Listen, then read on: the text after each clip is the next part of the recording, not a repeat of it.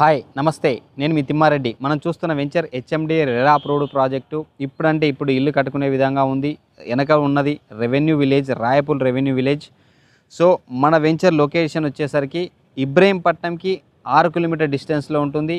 Outer ring road Bongulur exit number 12 నుంచి 15 kilometre డిస్టెన్స్లో ఉంటుంది. అదేవిధంగా ఎల్బీ నగర్ మెట్రో స్టేషన్కి 31 కిలోమీటర్ డిస్టెన్స్లో ఉంటుంది.